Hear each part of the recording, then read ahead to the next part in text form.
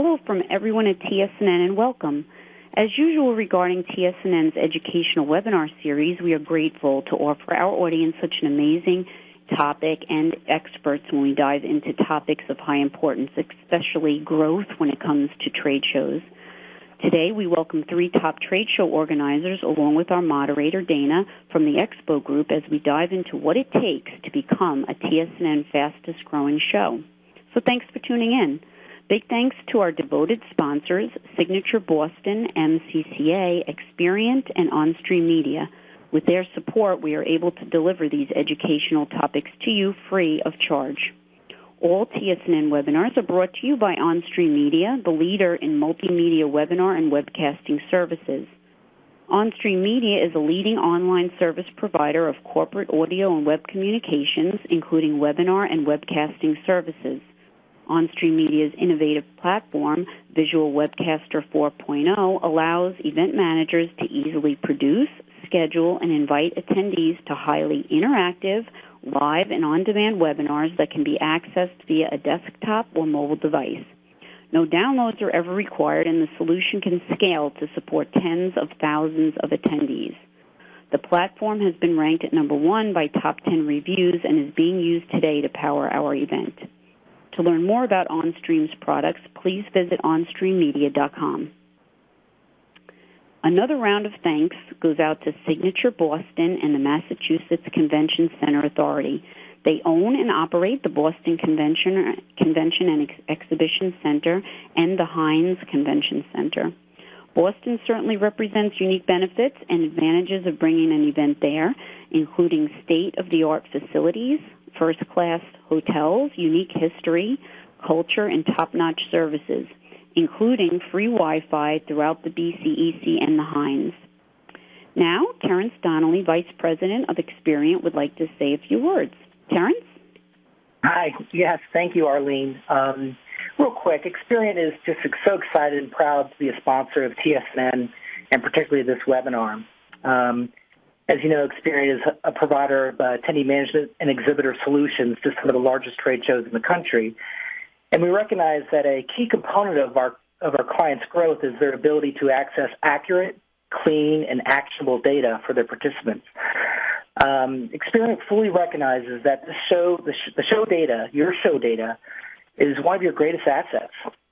So our ability to provide organizers with the insight, the tools, which help them be fast, quote unquote, and market their products more effectively is a critical mission of our company. So with that said, I'm happy to kick off this webinar with a poll, a question to the audience here. So I wanted to just ask, and we'd like to know what your biggest concern is related to your trade show. As you can see here, the questions are brought up on the screen, so you can click just one answer to this poll and what your biggest concern is, and we'll provide the results. Thanks, and thank you for allowing us to be a part of this, Arlene. You're welcome. Thanks for your help and your support. Allow me to introduce our moderator today while you click taking a look at answering those questions.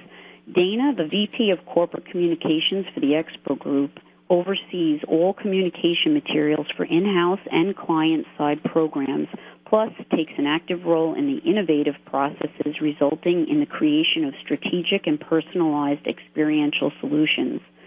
She is active in social media networks and has developed personalized solutions for several clients to take advantage of the impact of digital tools on events. Dana is a 12-year veteran of the company and the industry, to which she brings a strong service background from her days at Disneyland and a communications background forged in the newspaper industry. She earned a Bachelor of Arts degree in journalism and in history from Southern Methodist University and is often heard speaking at industry conferences and meetings. Thanks again for joining us today, Dana. We can't wait to learn. Let's get started. The floor is yours. Thank you very much, Arlene. Thank you to all of the sponsors for our TSNN webinar today. And thank you for participating with our very first poll. And congratulations on making the decision to take some time out of your day to learn what some of these directors are doing with their fastest-growing trade shows. They are all TSNN Awards winners. And I think that you will find that we have some interesting stories to tell, and you'll need to put the hat on that says, what can I do with that idea to take back to my own show or to my own organization? Increasing attendance was the biggest concern of this audience. I'm going to show those results real quickly right now so you can see those. But we are definitely going to talk about attendance within this webinar and get some ideas from all of our speakers. I'm going to introduce them first right now. Kristen Torres is Executive Director of Meetings and Events for the National Cattlemen's Beef Association. Thank you for being with us, Kristen. Mark Badansky. Sure. Mark Badansky is Vice President of Exhibit Operations at the National Retail Federation. Good afternoon, Dana. And you'll see there we put on these slides the shows that everyone is being recognized for. So you see two of Mark's shows there.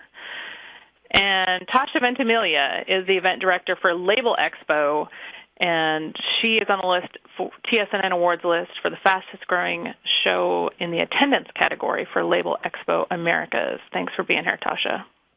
Thank you. All right, I have another poll.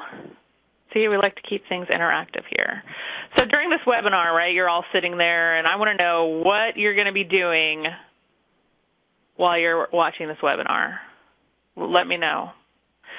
It's definitely a multitasking world that we live in, and one of the things that I would encourage you to do instead of multitasking on your Facebook is get over there on Twitter, because we are on the hashtag TSNN webinar.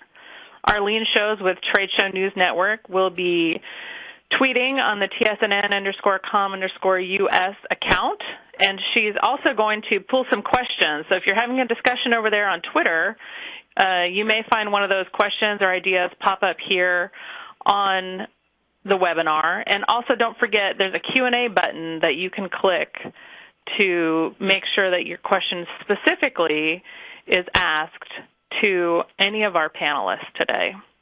And we will take those at the end of each section. We're going to cover fastest growing ideas for net square footage and for attendance. Yeah, that's what I thought. You guys are going to be checking your email, eating your lunch, and taking notes the old-fashioned way. So something to add to your notes is definitely be writing down the ideas that you're gleaning out of this webinar so that you can take those into your next meeting, into your next brainstorm, and share those ideas with your team. All right, so that brings us to some of the ideas. That TSNN Awards logo got a little crazy on this slide, but we're talking about fastest growing net square footage. And something in talking to all of our panelists really, pop to the top is they're treating their exhibitors as their partners, and they're winning while doing it. So treating exhibitors as partners for the win there. It made me think of, I'm a big Disney fan, as Arlene mentioned in my bio. I used to work at Disneyland. So you have to remember that exhibitors are friends, not food. Don't get to be like Bruce the shark there, chomping on his friends. But let's dig into some of this material and start listening to the ideas that our panelists have. The first bullet point there is flexibility and finding value. And Kristen Torres, you had a great example that you gave about working specifically with one of your exhibitors for NCBA. Yeah. We actually have about 350 companies that exhibit with us, and we have a great retention rate. So some of these folks have been with us for a lot of years. And what we try to do is meet with as many of them as we can, but some of the larger exhibitors to find out specifically what they need from the show. So our show is usually the last week of January, first week of February. So there's another big event for people in the agri-marketing business that happens in April every year. And we actually attend that because several of our exhibitors attend it, and we set up meetings there to review the convention. So we follow up with them on fulfillment reports, on kind of what they received out of their sponsorship, and then we sit down and visit with them on what it is that they need out of the sponsorship. So we try to make sure that things are customized for them, and we put together some general kind of packages for exhibitors, if you will, with different branding opportunities. But we talked to each of them about nothing's off the table. So one example that we have is with a company called New Holland, and they're an equipment manufacturer. And they've been exhibiting with us. In the grand scheme of things, they're relatively new because they've been with us for about 6 years now. And they want an opportunity to showcase different equipment and get their equipment off the show floor. And so we carved out areas for them in the front of the building. And, we work with the convention centers to meet their needs and just trying to be as flexible as we possibly can be with them. If they want to put equipment in the meeting room space, we work with the facilities to try to make sure that we can make that happen. So it's really worked out great for them. Yeah, I think that last statement is you're really working with them to make that happen. I think it sounds like coming from the place of yes instead of immediately saying, no, we can't do that. We can't put your equipment there. But it seems that you're seeing success in that flexibility. So there is one idea is to, come at your interactions with exhibitors from that place of yes and wanting to be flexible. And Mark, we get feedback from them that, I'm sorry to interrupt you there, we get feedback from them that they enjoy working with us because of that, because at other shows they're told no, and our first answer is, let's see how we can make that work. Mark, you've also created something to help the exhibitors, something that may have been surprising to them with your packages. Can you share with us about those? Sure. What we've done is we've worked with our decorator to put together a package that includes their material handling as well as booth cleaning. This year we're including electric. Next year we'll be adding on lead retrieval. And the goal is to make it as easy as possible for exhibitors to exhibit. There's cost certainty involved. There's less that they have to worry about ordering. And we found that by doing this, exhibitors on average save about 30% from what they would normally spend. And we offer a few different packages based on what your needs would be for shipping stuff into the show. And we've done this now for 3 years, and we have gotten tremendous feedback from our exhibitors, primarily because nobody really can understand and estimate material handling as well as they'd like to. And so there's always that variable when it comes to their budgeting. And this has been a huge win for them because now they know they have a locked-in price that they can go to their bosses with in their budgeting and say, this is what it's going to cost us to exhibit, and it just makes everything so much easier for them. As an exhibitor myself, I can imagine how easy that would be to not, even with a company within this industry, we still have to explain to, the finance department why things ended up costing a different amount than we may have thought they would cost in the beginning. I love the idea, too, since, attendee marketing was such a big concern with the people who are participating in today's webinar, as with most of this industry. But both of these ideas and working to get exhibitors there to make it easier for them, and especially in the case of New Holland, to get the equipment there, really positions each of your shows to be more enticing to attendees as well. Yeah, Dana, the one thing I would add is, in addition to being able to save 30% on a particular part of their budget, most companies have been able to reinvest that money into their booth to make the attendee experience even better, which is just added to the overall show.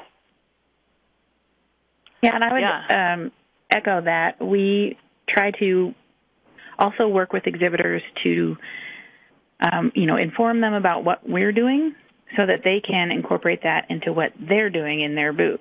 And, again, when we're working with them to make to reach their goals, they end up ultimately enhancing that attendee experience, which again helps the show grow overall.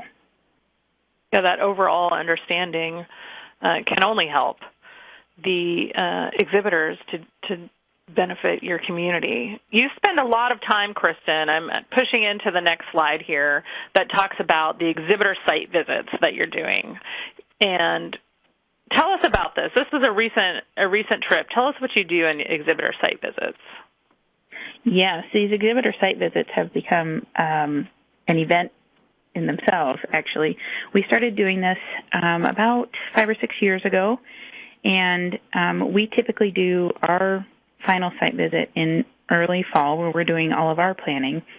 But what we do is we extend an invitation to our exhibitors, and we don't leave it to just those big guys or folks that are sponsoring. We open it up to everyone, and we typically make it about a day and a half in length, and we bring exhibitors in, and we sit down usually have a meeting room in the convention center, and we go through everything that we're doing for the convention for the year coming up. Entertainment that we're planning on having, speakers that we've booked, anything that's new, that's different, any changes that they might have an issue with. For example, this year we're going to be in San Diego where there's labor issues sometimes, and we don't typically have that in a lot of the cities that we go to. So we talk through all of those challenges, and then we walk them through the attendee survey from the year before and give them an opportunity to give any feedback that they may have had from the previous year's show. And then we walk the entire space of the convention center. So when we're walking that space, too, we partner with our suppliers. Freeman is our decorator, and they set up some of the sample sponsorship items. So we have networking stations this year that were kind of new, and so we had those branded so everybody could see what it's going to look like and what they could get for that sponsorship. And, we walk through the docks, we walk through all the meeting space, everything.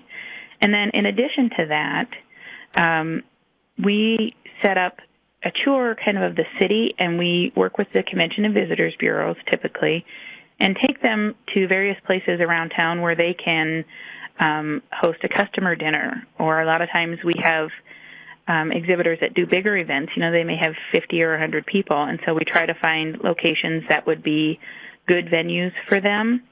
And as you can imagine, our group is big on using steakhouses since we're the Beef Association, and so we try to help them find locations for their meetings.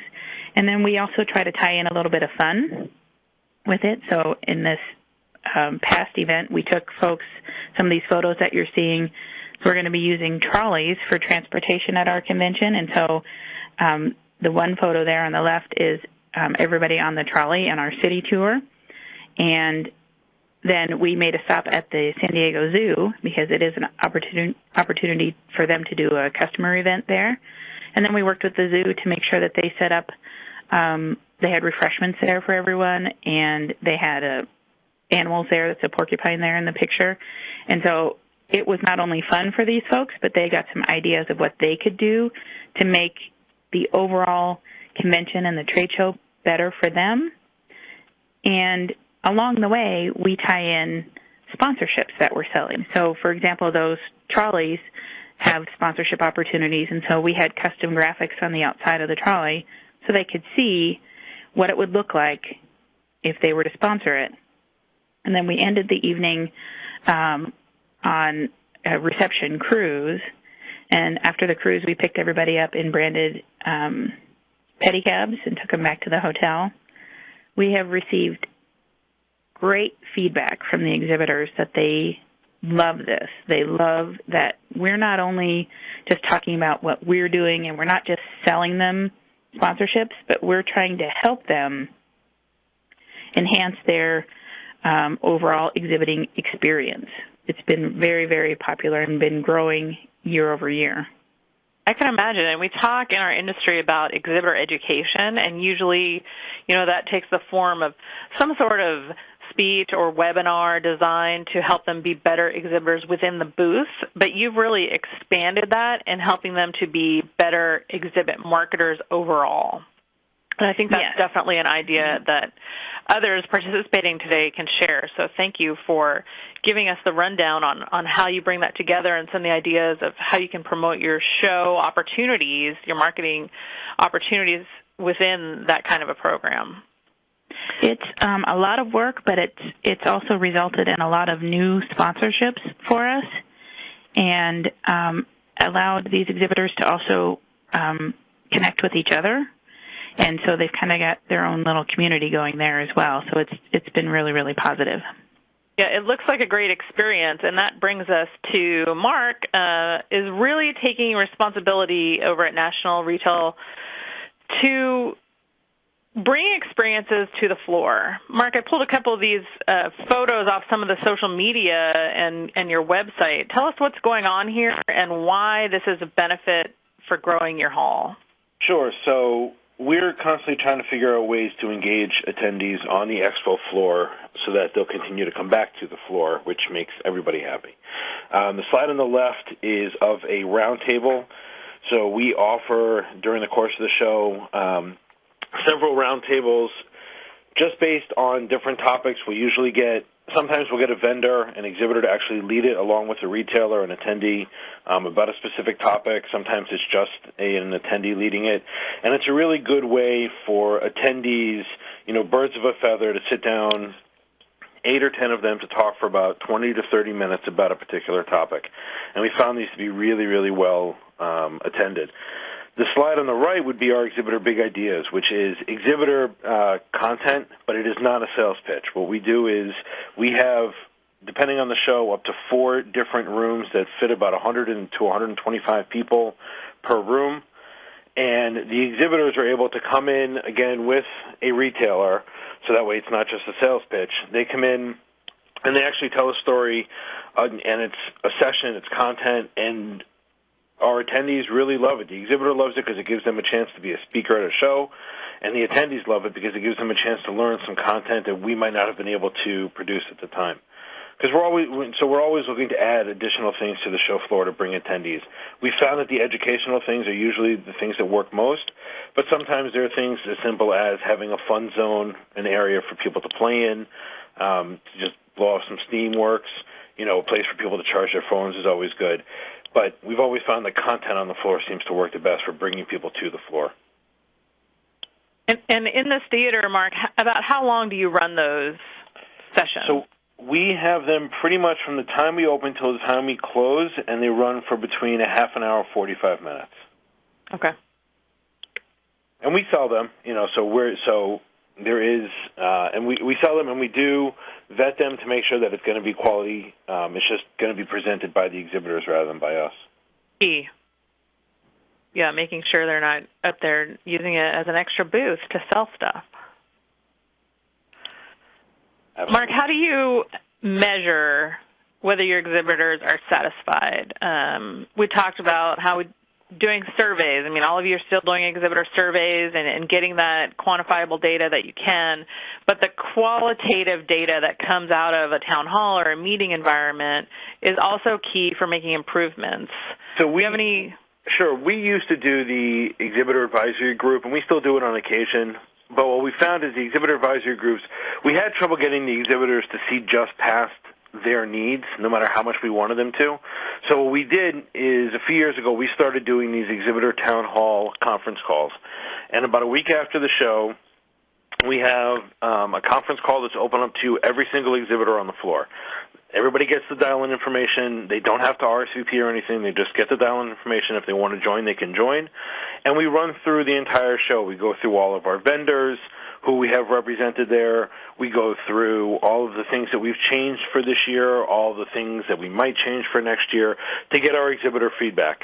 And we found that it really works in this setting. It really works well for exhibitors to give a very big-level, high-level point of view on the show in general and not get into, well, their carpet may have had a stain on it or their booth wasn't vacuumed in a timely fashion.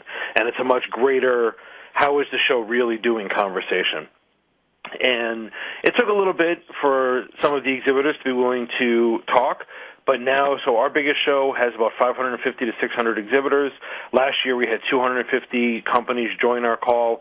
I'd say about a half of them said something during the call, and the call is always available post-call on our website for people who just want to download it and listen to it and hear what's going on. So it's worked out really, really nicely for us, and the attendance and the participation has grown over the last few years. How long do you run that call, Mark?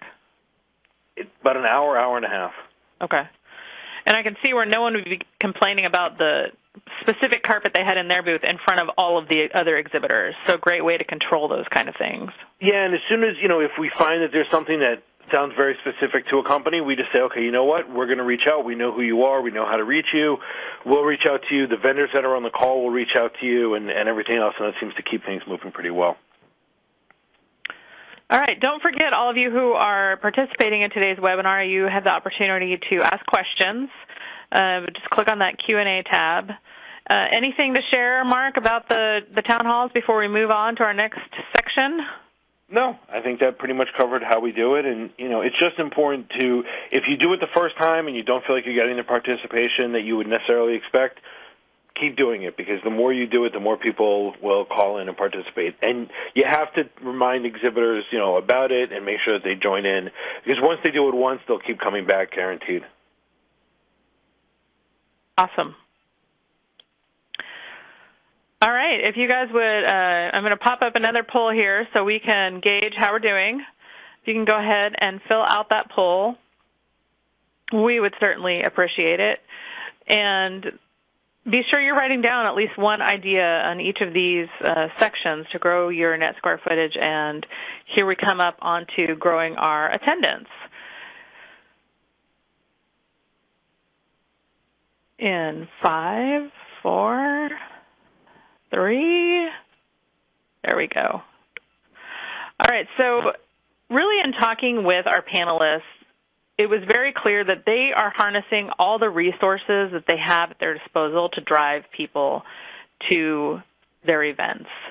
They are practicing engagement techniques that retain attendees, and they're using some interesting methods to acquire new attendees, whether they be within the community that already exists for their show or whether they are actual new markets which they're growing into. And Tasha, I'm going to call on first to talk about an idea that has been successful for Label Expo Americas, and it's really using education to attract new attendees into the community who were those people who were just never on the database before. So can you tell us what you do with your summits, Tasha? Sure. So Label Expo Americas takes place every 2 years in Chicago, and we noticed that we were getting more, every show we were getting more and more printers, attendees coming from Latin America. So about 10 to 12 years ago, we introduced summits, we call them. It's not a machinery show. It's a conference-led tabletop. And these take place, we first launched our first one in Mexico City, and then we alternated in Sao Paulo, Brazil. So every other year we have it in a new location. And so the point of this is to really get a new database, attract new printers from that territory alone. It's a very localized show. And then you hear about the technology at the conference, and then we encourage them. We usually have it a couple of months before our large Label Expo America show in Chicago. So hear about the technology here in Mexico, but come to Label Expo Americas and come see the working machinery and come see what we're talking about live in person at Label Expo. So that has really helped to introduce new markets. And so we were going back and forth between Mexico and Brazil, and we, after talking to a lot of our exhibitors, we kept hearing Colombia was a market that they started seeing new customers from. We took a look at our audience. We noticed that we weren't getting any attendees coming to Label Expo Americas in Chicago, our Mexico Summit, or Brazil that were from Colombia. So we basically had no audience from Colombia. So we kind of took a chance. We did a survey to the exhibitors, see what the interest was. We had a lot of interest from exhibitors, so we introduced a new event in Colombia. This was last year for the first time. And we worked with a lot of the other trade associations and publications in the area. And it was our most successful Latin American event that we ever produced. We had a brand new database, pretty much. We had over 700 people come to the event. we had no idea we were going to expect that many people, and actually our venue was way too small for it. So it was very crowded. It was, so many people just coming on site who didn't pre-register, but it grew our database by so much. And then we noticed the Label Expo America show that was just a few months later. Most of these attendees that came to the summit were the first time ever came to Label Expo Americas. And we keep in touch with them through monthly newsletters, Latin America newsletters. So we're still building that database, and we're doing another one next year again, so every 2 years. So now we're going to alternate between Colombia, Mexico, and Brazil. And we're looking for new territories, too. So right now we're looking into Chile and Argentina just to acquire new databases. Awesome. Congratulations. Thank you. When you talk about 700 people that you hadn't been in touch with before, I think that that's a pretty healthy number for people right. to want to do themselves. So when you are looking for places like, let's go to Colombia, or, this is a new hot thing in labels, how do you figure out what's new and what's hot? We have a trade publication called Labels and Labeling that works very closely as main sponsor of the Label Expo show. And I as a show manager, work very closely with our editor of that trade publication. We're a very global event, so we have editors we have one in North America, one in Europe, one in Asia, one in India, and one in Latin America. And so personally, I work very closely with Danielle, who works out of our office, and she is the editor for North America. And she speaks from the L&I, the publication side. She speaks with attendees, and she's always writing articles on what the new trends are and what's important to our visitors. And I, as a show manager, I'm talking more to the exhibitor side. So we get together all the time. We actually go on joint sales calls together. We go to association, and this is what this photo is us at one of the main label association events. We go together, and it works really well because I speak and I can talk to Danielle about what the exhibitors are talking about. She tells me what the printers are talking about. Then we get together, and we figure out what are the new trends? What is everyone telling us that they want to see at our show? And with our feedback together, we can figure out if we need to do a new feature area or if we need to write up on a new supplier or new product launch that's happening in the industry. So just us working together has been really beneficial for our show and our magazine. Yeah, it was neat to hear of the relationship that you and Danielle have built and going and visiting with people together. And I would encourage people who, even if you don't have a publication, in your association or within your organization, you probably do have advocacy or learning, training and development people that you could partner up with and figure out how you can glean information from them and from what they're seeing out in the industry.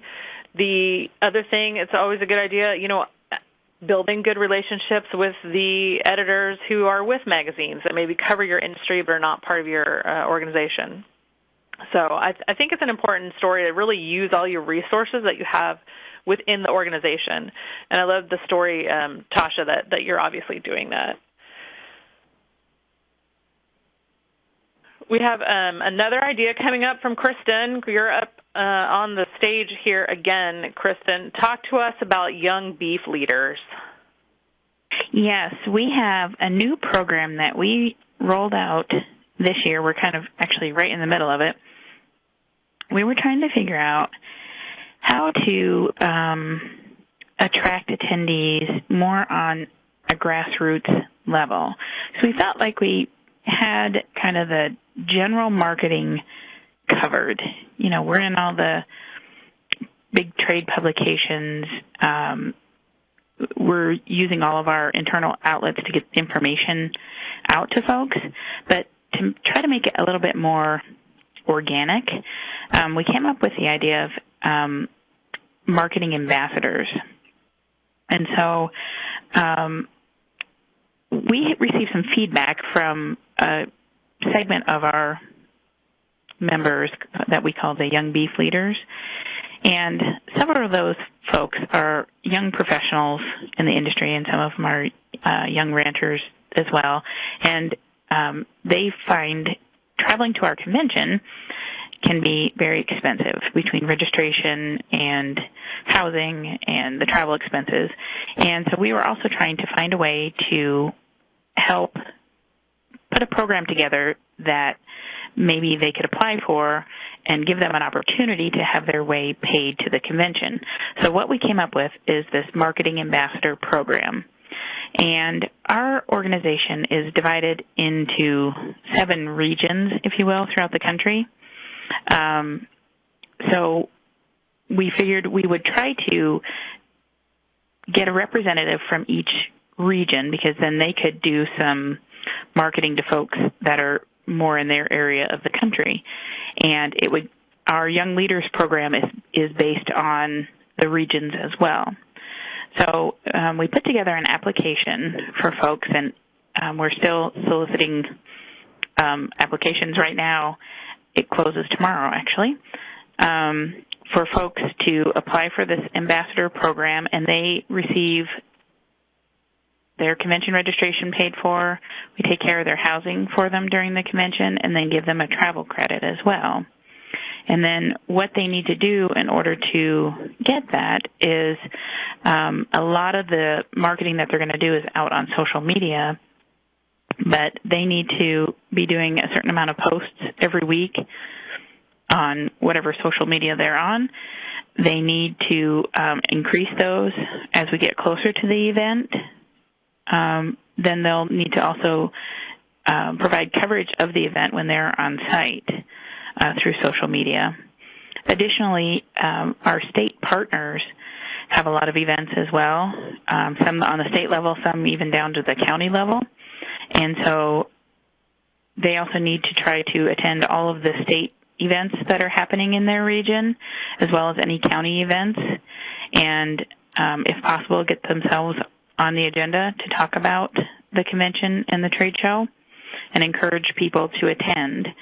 And so far we have received great feedback about the program. People are super excited about it, and we've gotten a wide variety of people that are applying for it.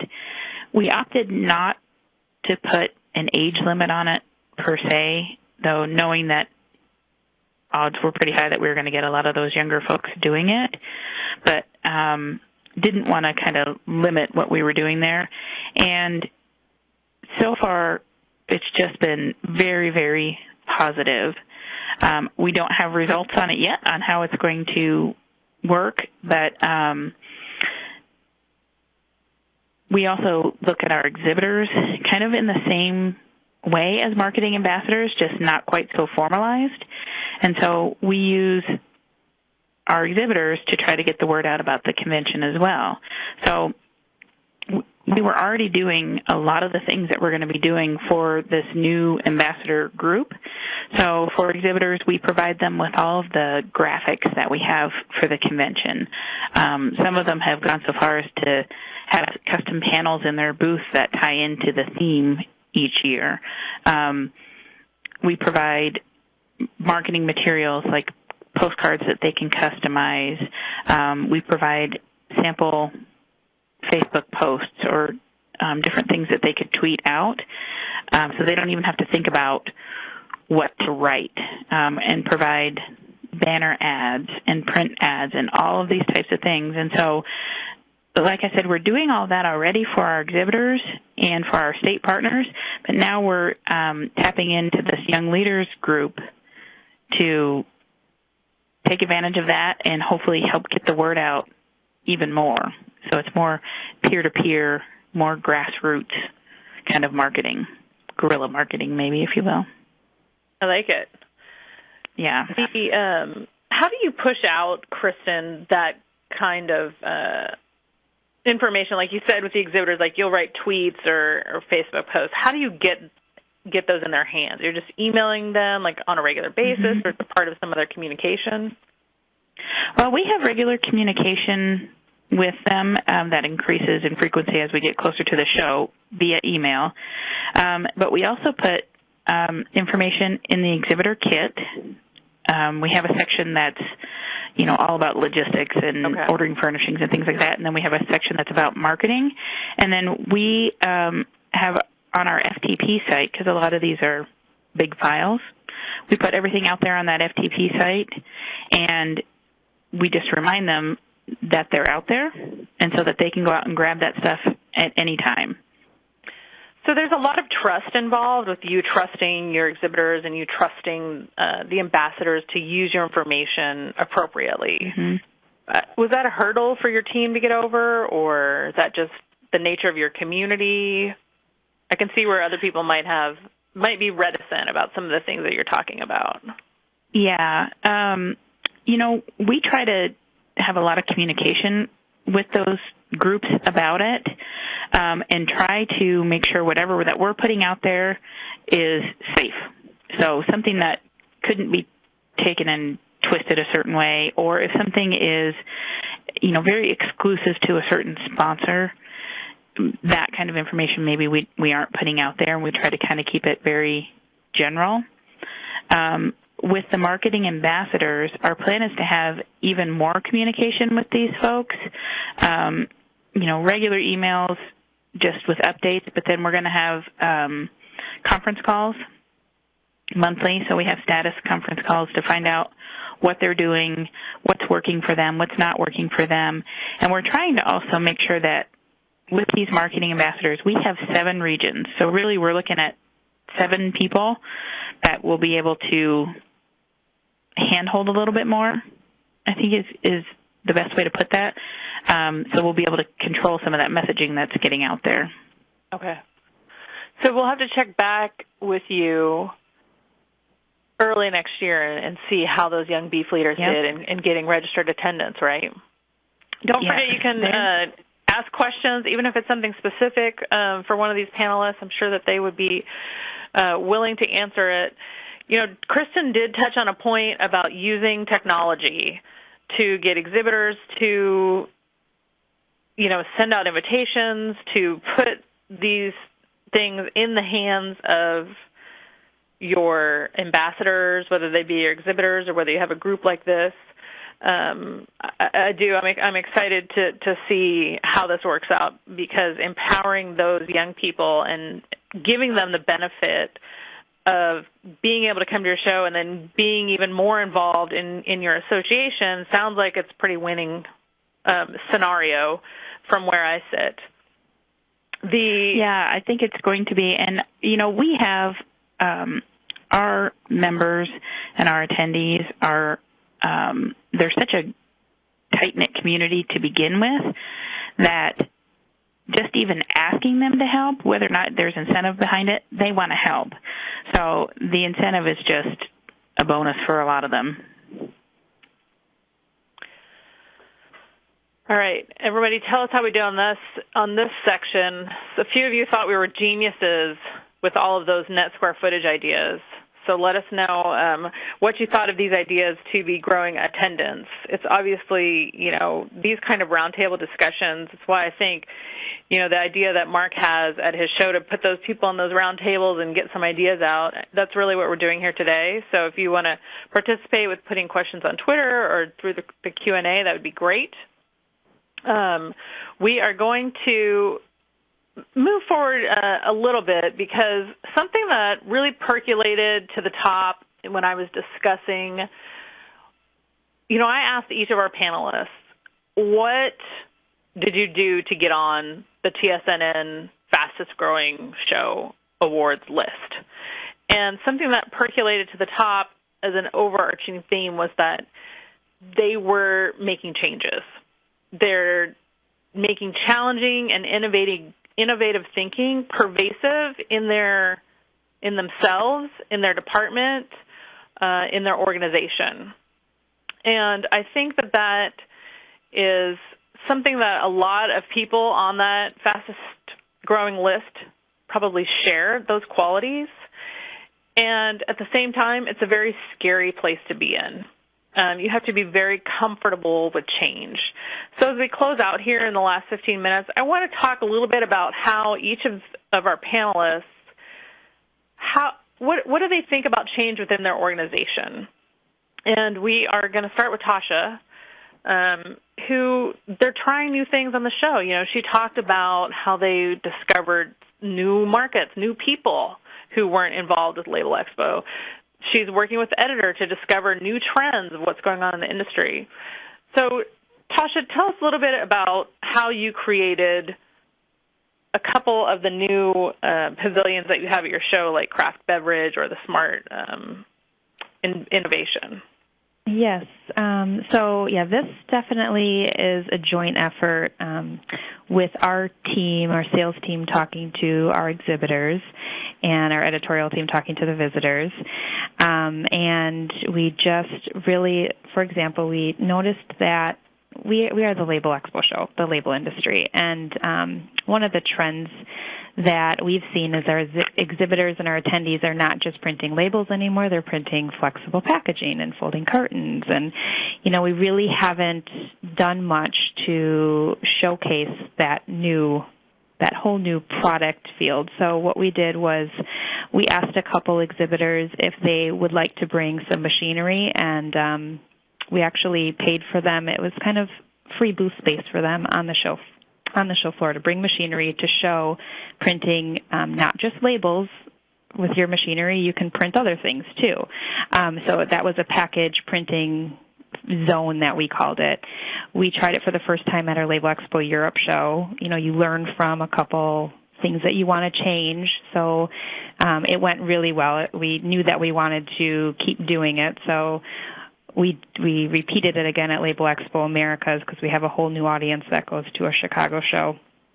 And it's been really successful. And the more we do it, the more new exhibitors want to participate, and the more attendees. We get a whole new audience with attendees. We do a lot of direct mail targeting to our attendees. And we know that from the last show or from reading the magazine that they are interested in flexible packaging or folding cartons. So all of our direct mail pieces that go out to them are talking to them about our new feature areas that we have on the show. What's new? You know, we always want to do something new. Another new thing that we just started was we want to be in the forefront of the industry. We notice that RFID and NFC and all this interactive packaging has really hit the store shelves lately, and it's been big in Asia and big in Europe. And so we see what the trends are globally. And usually if something's pretty big in Europe, it'll hit us just a little bit later. So we stay at the forefront. We introduced a smart feature area. It's got all NFC and RFID, augmented reality. 3D printing is huge. We introduced some 3D printing at Label Expo Europe that we're going to have taking place next week, actually. And now we're building that into a feature area called Print Shop of the Future. So we really just take a look at what our exhibitors are telling us, what the global trends are, and from there, we try new feature areas. If it's not successful, at least we tried it. And right. we have had a couple that just didn't work out. The exhibitors were really excited about it, but we just couldn't get that new audience to come to the show. So we knew it didn't work. We kind of move on to the next thing and perfect it. The more shows that, you take place or globally, we can repeat it. Yeah, it's definitely a process of moving through those things. And like you said, if you're not trying it, you don't know whether it could have been it could be the greatest thing ever. So, and if it doesn't, then hey, do you need to refine it or do you need to kill it? Right. The other thing that you brought up that I want to dig into just a little bit is, if you remember, she mentioned how she was targeting specific attendees with specific marketing just about these areas. So using your data is that big buzzword, right? Big data, big data, big data. But really using that data to create personalized marketing pieces, it's something that we're going to start seeing a lot of success with. I know, Mark, over at NRF, you are really digging into some of the predictive analytics. How did you just come to the point where you decided you wanted to do that? Yeah, we realized that we had a lot of data, we had a lot of registrants, we send out a lot of marketing copy, and we wanted to try to get a better idea of who's coming from where and find out if there are areas that we can improve upon, and maybe there are resources we need to reallocate.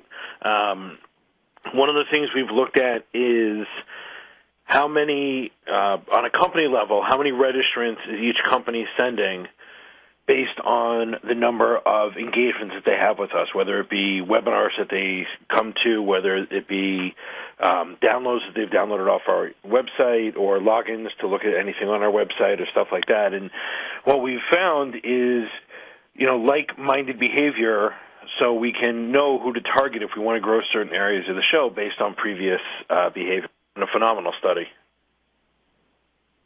Yeah, it's, we have a lot of data companies popping up, and some of it can be done just with that old-fashioned, marketing research and actually studying the reports that you can spit out of whatever system you're currently running.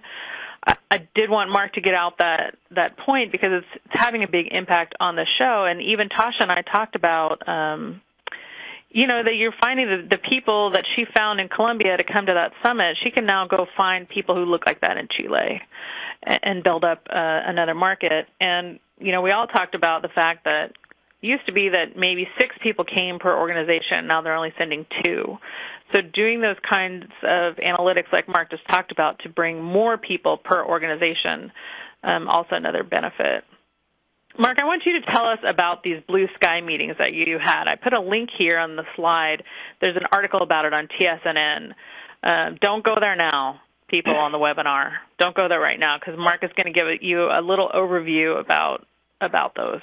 Yeah, what we do is about 2 months after a show, we have a blue sky meeting, which is at least one, if not multiple representatives from every department in our office, even if they don't typically have a whole lot to do with our show. We also bring in board members and other key attendees, and we sit down and we say, okay, there are no bad ideas, there are no budgeting restraints, there are no size constraints. What would we want to do with this show next year? And we just put it all down on paper, and we discuss each thing, and then you can kind of figure out what works based on budget, based on size limitations. Obviously, if we're in a building that only fits a certain number of people, you can't have a huge gathering. But it really gives us a chance to hear from everybody in the office. You never know who in the office is going to have a great idea about something, and it might be something that they typically work on, but if they have a great idea that's worth implementing, we want to know about it. So we have this meeting. It takes between 4 and 6 hours. We actually have somebody come in and lead it for us, so it's a little organized. And it's brought out so many great ideas for us and so many great ways for us to grow the show from an attendee standpoint, from a content standpoint, new things that we can bring to the show, try to do with the show. And it's really worked out well for us, so we're now instituting it for all of our conferences, not just our biggest conference anymore. Awesome. I could see that being instituted for other programs within an organization and especially associations as well.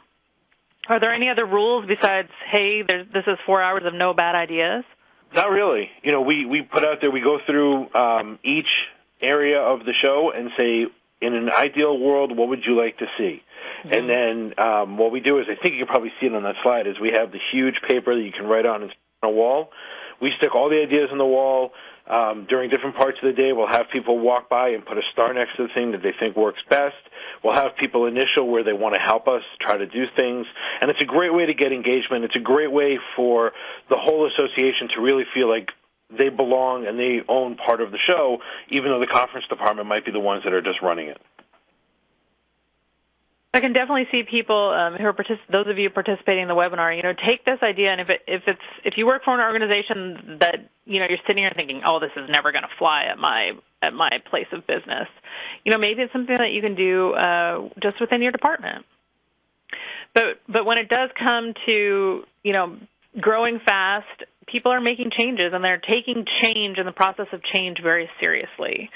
And Kristen is going to tell us a short story. Really just how, Kristen, I'd like for you to share how you make it palatable, how you make change palatable for a reticent team or organization. Sure, yeah. So on our team, we kind of do the blue sky on a smaller basis, but I'm totally stealing that, Mark, by the way, for bringing in the rest of the organization.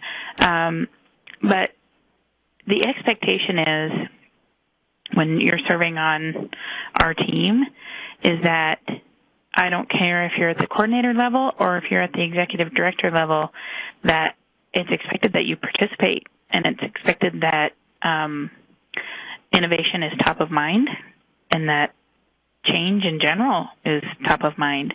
I heard a really great quote recently from somebody that said, as they're looking at, different things to try with a event or a convention, is it something that's impossible, or is it just hard?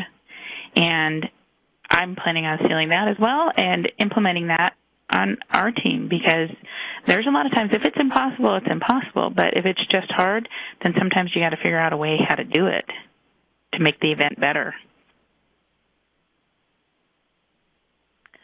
So I think, quite honestly, the best thing that you can do is